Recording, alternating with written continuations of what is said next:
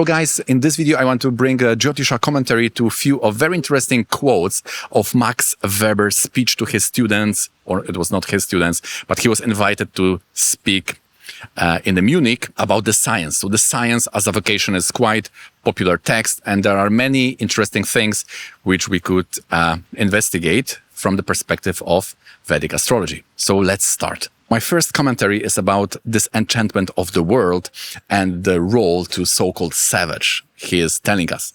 And he says, in principle, then we are not ruled by mysterious, unpredictable forces, but on the contrary, we can in principle control everything by means of calculation. That in turn means that this enchantment of the world, unlike the savage for whom such forces existed, we need no longer have recourse to magic in order to control the spirits or pray to them. Instead, technology and calculation achieve our ends. This is the primary meaning of the process of intellectualization. There is an interesting twist here, because if we exchange the magic with the random event and the calculation with the astrological calculation, from that perspective, we could also say that it is quite of savage, because we could use all those calculations to understand the nature, because nature is very much related. The micro-macro relation is there. If we use astrology, then we could also give this type of information. And then in that twist manner, we are disenchanting the world by including the astrology. I think this is quite interesting perspective. There is also a very interesting take on the fate and knowledge, because he says, for theology, these assumptions lie outside the realm of science.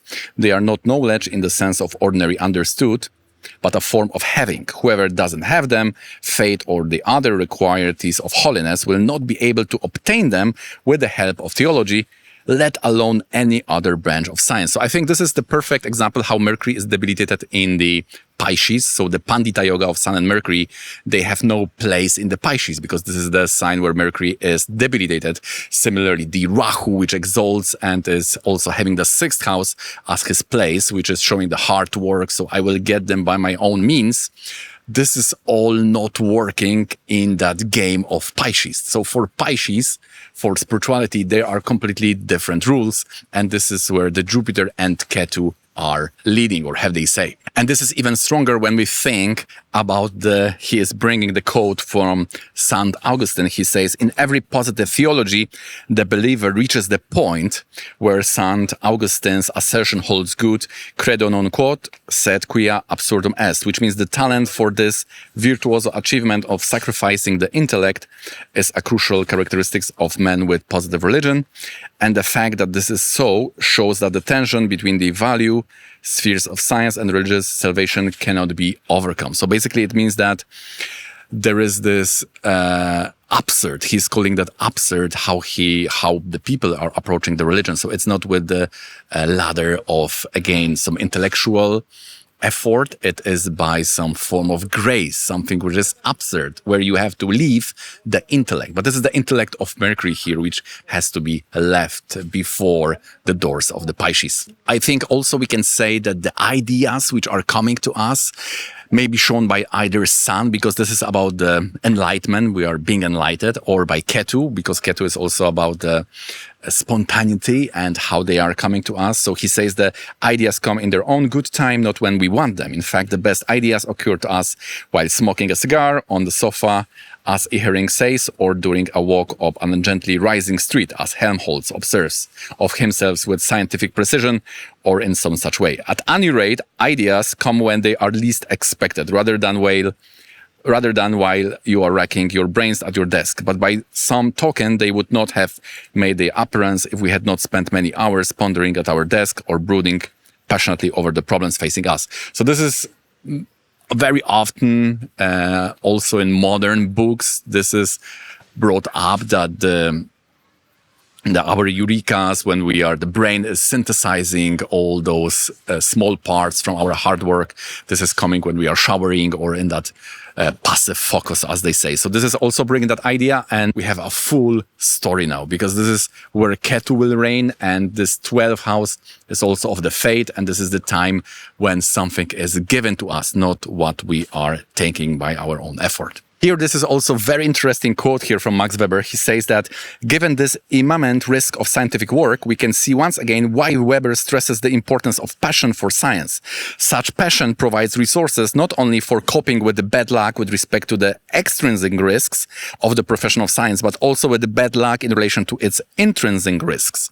So this is quite interesting. And what he calls the bad luck when it comes to external situation, he says, or he writes about the chances, what he calls chances. So by chances, he means that those scholars may have the ability to attract many students, or they may have this leadership qualities, or they may also have such additional external rules like a teaching abilities. So he is bringing that situation where some scholars are very bad teachers. So I think we have to here bring the Sun and Mercury for a Pandita yoga or a scholarship. I think also we could bring Rahu because he is talking a lot about research. And this is completely different than the Jupiter. This is the risk because you may be a very gifted scholar, still you may lack this external recognition. Whilst the internal risk is also interesting. It is about the ideas that you may have a lot of hard work and you may give a lot of effort, but the ideas may not come. And he's even given that extreme that you can work a whole life and not even one good idea is coming to you. So this is the internal risk of the scholar. And he says that you need to have this passion to basically go through these two kinds of hardships. Now, the next thing about the speech is also interesting because he says about saying goodbye to this original gods. And he says that nowadays, however, we have the religion of everyday life. The numerous gods of yore, divested of their magic and hence assuming the shape of impersonal forces, arise from their graves, strive for power over our lives and resume their eternal struggle among themselves. I like this word eternal here because he is seeing that this old religion is already going away, but still people are attracted to mysticism. He, of course, say that this is not the right path, but at least he is recognizing that there are some eternal gods still among us. So we could say that this is also related to the patterns that we can observe that even if we resign from this original personification of certain patterns that the Zeus or Indra were ruling something, then still we cannot leave this categorization or this patterns either internal, which are very much recognized by psychology, but also there are those external patterns which astrology is giving justice to. Now he says very interesting things about the science being the temporal. This is quite also counterintuitive maybe to what we think. He says, contrast that with the realm of science, where we all know that what we have achieved will be obsolete in 10, 20 or 50 years. That is the fate, indeed, that is the very meaning of scientific work. It is subject to and dedicated to this meaning in quite a specific sense, in contrast to every other element of culture, of which the same might be said in general. Every scientific fulfillment gives birth to a new questions and cries out to be surpassed and rendered obsolete. Everyone who wishes to serve science has to resign himself to this. The products of science can undoubtedly remain important for a long time as objects of pleasure because of their artistic qualities or as a means of training others in scientific work. But we must repeat, to be superseded scientifically is not simply our fate, but our goal. We cannot work without living in hope that others will advance beyond us. In principle, this progress is infinite. So on one hand, we can say, yes, there is this progress. We are not changing. It is adding to the full thing. But I think we can connect that with this quote in that same lecture. He's quoting the Lev Tolstoy where he says that science cannot answer the why. So this is interesting because in that Pandita yoga and that scholarship approach, we have that Sun and Mercury. And Mercury, as the old Rajasi grahas, they have this changing we could say nature. So the science is building all the time something new, but the philosophy of Jupiter or religion of Jupiter is going from the Ketu. So it's like going from the 12th house is going from the top to the bottom. So it has different direction, whilst the direction from the Rahu or Sun and Mercury, it's even in that bottom part of the zodiac. So from 6th house, we are going up to the sky. And maybe at the end, this is very interesting because he says that the experiments, which is like a trailer or something, which was like protoplastic form of research or laboratory, he says that this was, he is basically mentioning few such things, but he is also saying the physiological experiments had been conducted in India in connection with the ascetic techniques of the yogi.